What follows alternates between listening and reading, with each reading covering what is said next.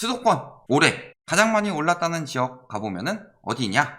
자, 요즘에 오한평 뭐 이런 이야기 많이 하죠. 오산.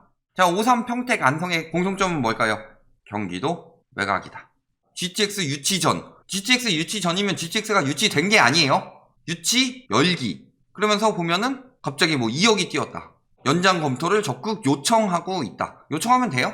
동탄이 급등해서 오산으로 내 집 마련 수요가 진입. 동탄이 거품인데 오산이 키 맞추기 한다. 이런 식으로 이야기하고 있죠. 자, 그럼 반대로 생각을 해봅시다. 동탄이 떨어지면 오산은 어떻게 되는 거예요? 같이 박살나는 거죠. 근데 동탄이 거품 투성이다. 동탄은 어디 떨어지면 떨어질까요? 동탄은 동급이 되고 싶어 하지만 그 지역에서는 동탄은 동급이라고 생각하지 않고 판교랑 동급이라고 생각하는 그 지역. 광교죠. 그 다음에 광교는? 판교 떨어지면 떨어지는 거고, 판교는 어디 떨어지면 떨어져요? 강남 떨어지면 떨어져요. 그래서 외곽 지역이 먼저 박살이 난다. 왜? 수요가 회귀하니까. 집값 떨어져서. 예를 들어서 동탄이 막 시세가 10억 수준까지 상승했다고 하니까, 아니 신고가 나오고서 아직 안 나왔는데 호가를 가지고 시세라고 이야기를 하고 있죠. 그런데 오산이 10억이라고 칩시다. 그렇게 받고 싶어 하니까. 그리고 뭐 동탄이 한 15억이라고 칩시다. 광교가 한 16억 가고 판교 한 20억 간다고 칩시다. 그러면은 15억이라서 밀려서 온 거죠. 근데 여기가 오산이 10억으로 살만한 동네냐? 근데 동탄이 한 12억까지만 떨어져도 수요들은 바로 돌아갈 수밖에 없죠. 뭐 매매 수요는 어쩔 수 없다 치더라도 적어도 전세 수요는 쭉 빠질 거다. 자, 동탄이 비싸서 오산으로 갔대요. 그럼 동탄엔 자족시설 단지가 얼마나 있어요? 동탄 테크노밸리에 중심이 되는 대기업이 없어요. 대기업이 없으면 무슨 일이 벌어지냐? 대기업이 들어오면 주변에 협력 기업들이 들어오죠.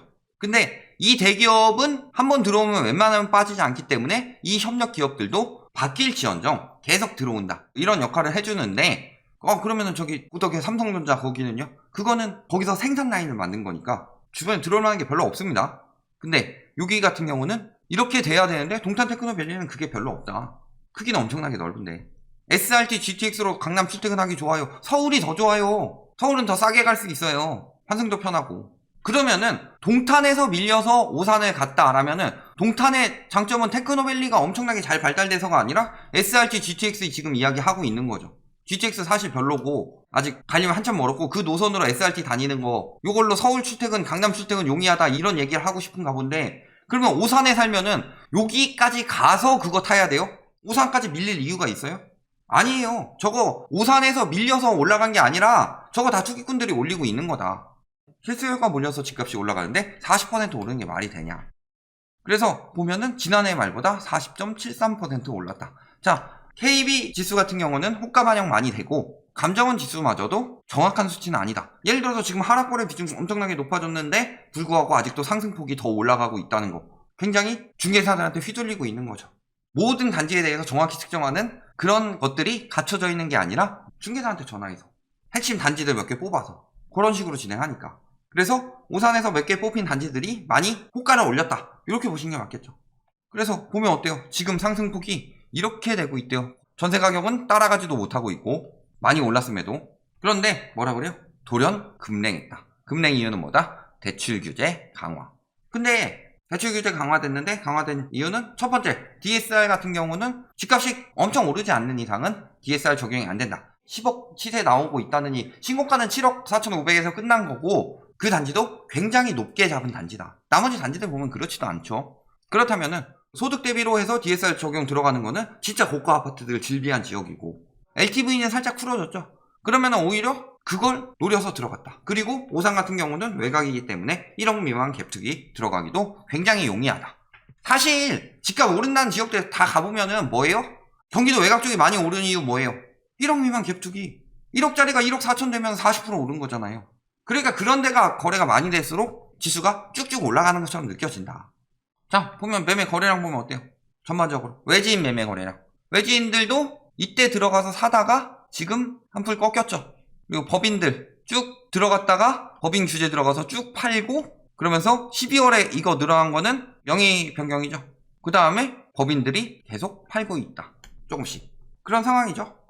매매 거래량 자체는 어때요? 약속의 6월에 주춤하다가 잠깐 7월 DSR 풀리니까, 아까 말씀드렸죠? DSR 풀리니까. 그리고 거래량은 쭉 감소 중이다.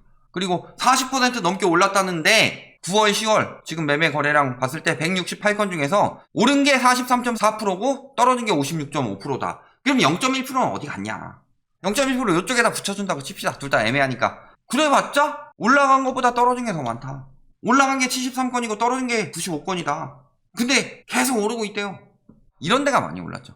1억 중반에서 갑자기 3억대까지 튀었어요. 이런 단지들은 대부분 뭐다? 공시가격이 거의 책정될 때쯤에는 1억에서 2억 사이였기 때문에 공시가격 1억 미만일 가능성이 굉장히 높다. 적어도 3억 미만이죠. 자, 3억 미만 아파트에 대해서는 뭐가 중과가 안 된다? 양도세가. 자, 그랬을 때 읍면동 단위에서 보면 어떻게 돼요? 쭉 올랐죠. 거의 1억 중반 하던 게 3억까지 뛰었다. 엄청 많이 오른 거죠. 이만큼이 거품이다. 이거 빠지면 거품 쭉 빠지죠. 마찬가지예요. 나머지 단지들 다 이렇게 될 것이다. 상승이 왜 된 거예요? 이렇게?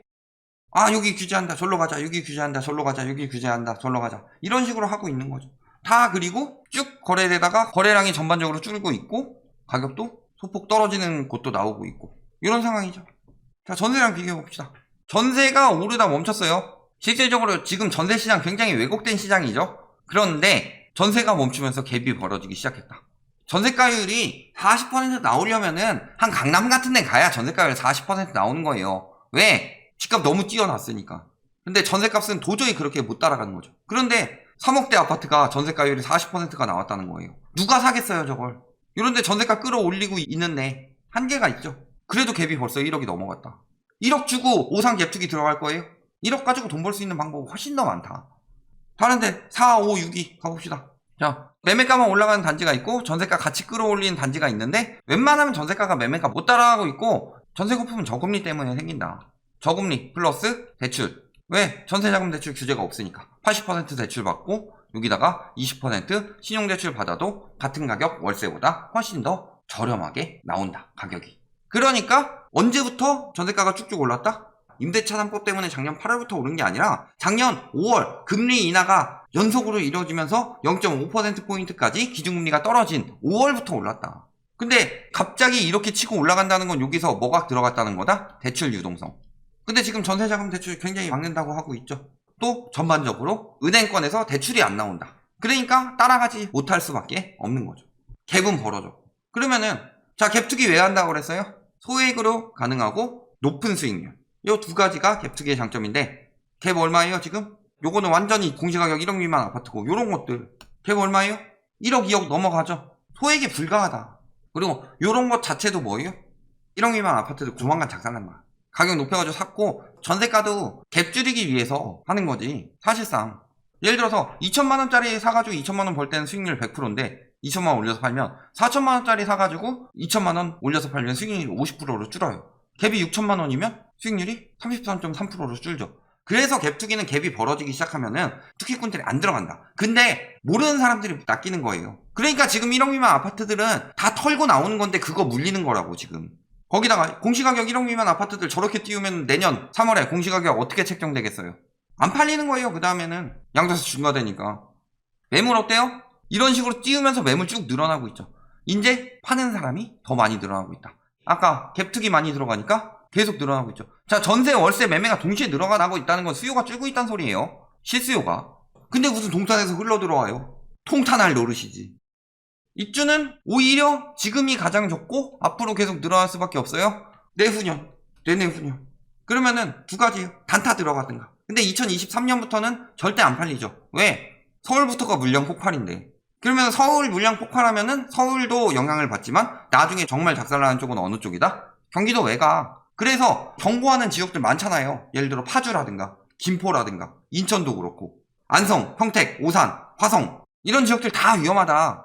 왜? 수요가 다 돌아가니까. 김포 어디서 나왔어요 수요? 강서구에서 나왔죠. 오산 어디서 나왔어요? 동탄에서 나왔대요. 동탄 수요는 어디서 나와요? 수원에서 나오죠. 수원 수요는 어디서 나와요? 용인이나 성남에서 나오죠. 용인이나 성남에서 밀려서 수원 가든가 아니면 수도권 서울 남부 지역에서 가는 건데 그 다음에 용인 그쪽은 다 강남 영향 받는 거고 계속 늘어납니다. 내년까지 뭐 공급 부족이다 이런 이야기 하고 있는데 아까 보면은 매물이 늘어나고 있다는 건 기존 매물도 소화가 안 되는데 여기 공급이 플러스가 된다는 거예요. 그리고 내년, 내후년, 그 다음에 24년에는 더 많이 나온다는 뜻이고 분양은요?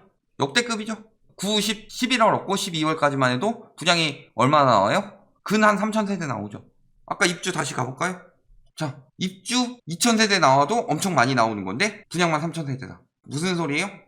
오산 치고 3개월에 3,000세대면 엄청나게 많다. 저 정도면 공급 폭탄이다. 분양 폭탄이다.